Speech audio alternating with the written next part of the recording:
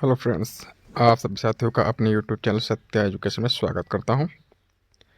Friends, आज हम बात करेंगे यूपी टेट के बारे में, जो कि जूनियर और प्राइमरी वर्ग में जो यूपी टेट होता है। प्राइमरी में 1 से 5 तक होता है और जूनियर में 6 से 8 तक होता है।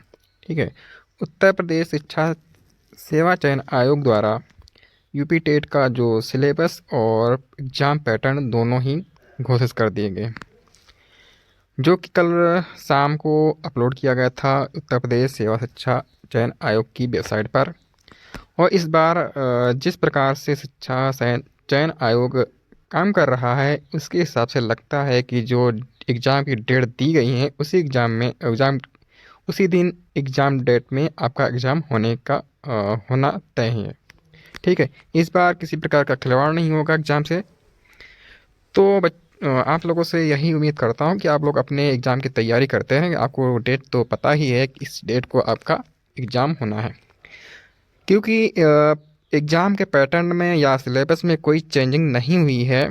और जो एग्ज़ाम पहले की तरीके से होता था, जो पूछा जाता था, वही सिलेबस रखा हुआ है, उसी प्रकार से होगा। देखिए, यूपी टेट टीईटी की संरचना विषय वस्तु, मतलब उसकी संरचना के बारे में बता रहा किस प्रकार से आपको क्वेश्चन देगा, कितने होंगे और कितने नंबर के होंगे, उसके जो आपका पेपर होगा कि उसकी विषय वस्तु क्या रहेगी, सिलेबस क्या रहेगा, उसके बारे में आपको यहाँ डिटेल में समझाता हूँ। तो देखिए, जो पहला पॉइंट यहाँ पर है, प्राथमिक स्तर जो टेट होना है जो 1 से 5 के लिए होता है, इसकी अवधि जो रहेगी, टाइमिंग जो रहेगा 2.5 घंटे का रहेगा और 150 मिनट, यानी कि 2.5 घंटे मतलब 150 मिनट की परीक्षा आपकी होनी है। ठीक। यूपी टीईटी में सभी प्रश्न एक सही उत्तर के साथ 4 विकल्प वाले बहुकल्पीय प्रश्न यानी एमसीक्यू क्वेश्चन आपसे पूछे जाएंगे। और प्रत्येक क्वेश्चन जो होगा 1 नंबर का होगा और नकारात्मक जो आपकी नेगेटिव मार्किंग होती है वो नहीं होगी इसमें। ठीक, जैसे आपका सी टेट होता था उसी प्रकार आपका यूपी टेट होगा। जो इस बार पहली बार यूपी टेट का एग्ज़ाम देंगे, उनको ध्यान रखना है किस प्रकार से आपको पढ़ना है और कितने नंबर लाने अनिवार्य होते हैं। मतलब आप लोगों को बता दें, जो यूपी टेट हो या सी टेट हो, सभी में आपको नंबर इक्वल रहने हैं। मतलब ओबीसी एसटी और उसकी जो एस टी जो होता है उसके लिए 85 नंबर होते हैं, यानी 82 नंबर होता है न्यूनतम। और जो आपके जनरल होते हैं उनके लिए नंबर लाना अनिवार्य होता है। ठीक है। देखिए, इस प्रकार का जो आपका एग्ज़ाम पैटर्न होता है, इस प्रकार से आपका होगा।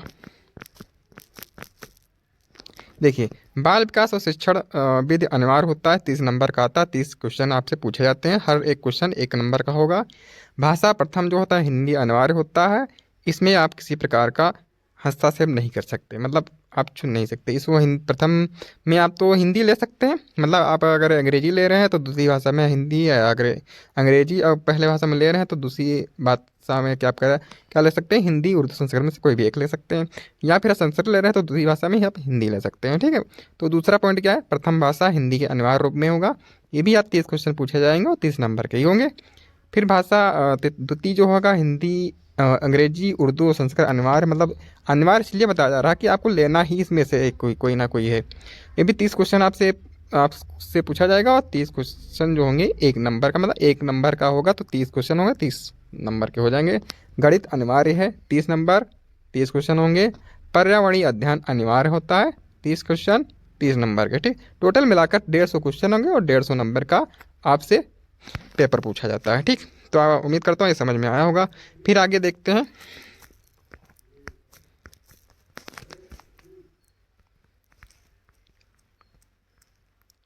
हाँ, ये पेपर 2 है, मतलब कि जो पेपर वही है उसके जो प्राइमरी वर्ग के लिए 1 से 5 के लिए प्राथमिक स्तर जो है। 30 प्रश्न है इसमें से पूछे जाएंगे। जो आपका सिलेबस यानी विषय वस्तु क्या है, बाल विकास और शिक्षण विधियाँ, मतलब बाल विकास मनोवैज्ञानिक जो होता है, आपने सीटेट में भी पढ़ा होगा, मतलब उसमें सीटेट आप दिए होंगे तो उसमें भी आपने पढ़ा होगा। ठीक है। या फिर आप बीएड कर रहे होंगे या आप डीलेड कर रहे होंगे, उसमें भी आपसे बाल विकास और शिक्षण विधियाँ आपको पढ़ने को मिलता है। उसी के आधार पर यहाँ पर आपसे क्वेश्चन पूछे जाएंगे। देखिए, बाल विकास में क्या पूछा जाता है, बाल विकास का अर्थ पूछा जाता है।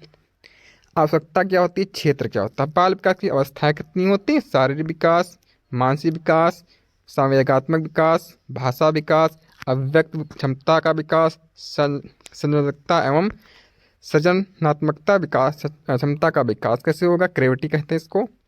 फिर आपका है इसके आगे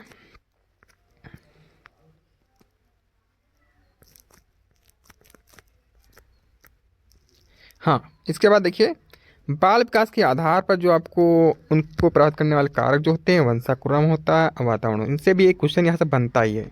फिर पारिवारिक, सामाजिक, विद्यालय, संचार माध्यम से भी आपको यहाँ पर क्वेश्चन मिलने देखने को मिल जाता है। परिवार से भी देखने को मिलता है, यहाँ प्रभावित करने कारक से भी मिलता है, सामाजिक से मिलता है, विद्यालय से मिलता है और संचार से मिलता है। ठीक है।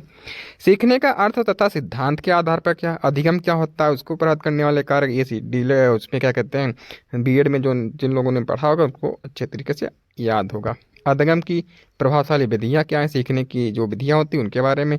अधिगम के नियम जो थे, थॉर्नडाइक के विषय के सीखने के मुख्य नियम कौन है, अधिगम में उनका महत्व बताना है। थॉर्नडाइक के बारे में यहाँ पर पूछा जा रहा है।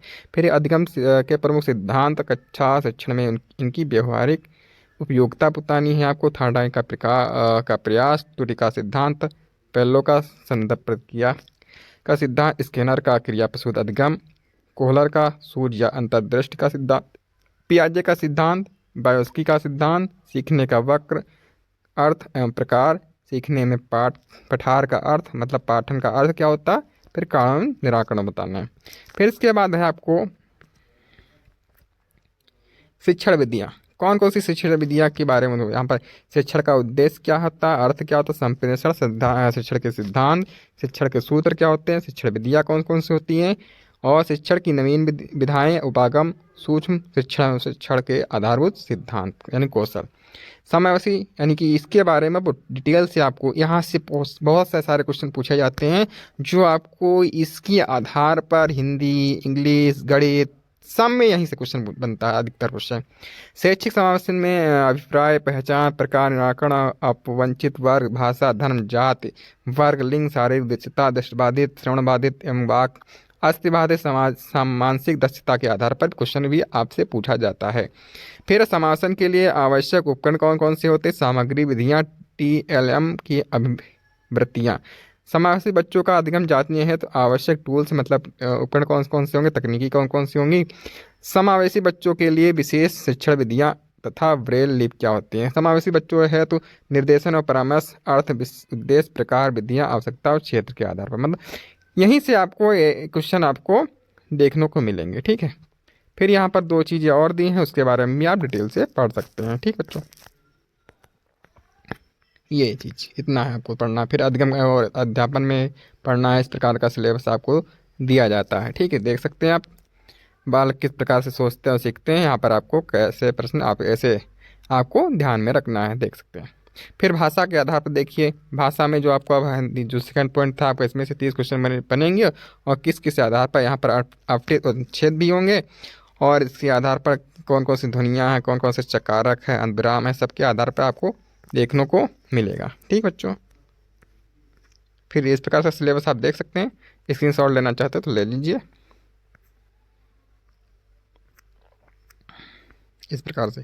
फिर इंग्लिश में है 30 क्वेश्चन आते हैं, ऑब्जेक्ट वैकल्पिक होता है, हिंदी लेंगे वहाँ पर तो आप यहाँ पर इंग्लिश से में से कोई भी एक सब्जेक्ट ले सकते हैं। ठीक है, तो इंग्लिश में भी वही है चीज़, स्क्रीनशॉट ले लीजिए आप। फिर भाषा 2 उर्दू जो बच्चे लिए हैं उनको उनके लिए एक सिलेबस है, किस प्रकार से आप उर्दू के सिलेबस को पढ़ेंगे। फिर ये संस्कृत है, संस्कृत में भी आपके अनुच्छेद आने हैं 2, इस प्रकार से अकारांत, उकारांत, अकारांत नपुंसक, अकारांत स्त्रीलिंग, उकारांत स्त्रीलिंग, इस प्रकार से सभी चीज़ें आपको पेपर में देखने को मिलेंगी, यहाँ से क्वेश्चन। फिर भाषा विकास का अध्यापन सब में इसी प्रकार से आता है। ठीक बच्चों, फिर गणित जो क्वेश्चन आते हैं यहाँ से भी लासा महत्तम समापूर्तक, इस प्रकार से सिलेबस आपको जोड़ घटाना गुणा भाग यहाँ से आपसे पूछा जा सकता है। फिर ये देखिए लाभान, ये इस प्रकार से सिलेबस आपको दिया गया है बहुत अच्छा तरीके से। फिर अध्यापन संबंधी मुद्दे कौन कौन से होते हैं इस प्रकार से। फिर पर्यावरण से संबंधित इस प्रकार का सिलेबस आपको देखने को मिलता है। फिर देखिए इसके बाद हाँ, ये आपका यूपी टेट प्राइमरी यानी 1 से 5 तक के बच्चों के लिए ये सिलेबस घोषित किया गया है, जिस प्रकार का होना चाहिए था वो है। उम्मीद करता हूँ कि आपको ये वीडियो अच्छी लगी होगी अगली वीडियो पाने के लिए चैनल को सब्सक्राइब कर लीजिए और लाइक करना ना भूलें।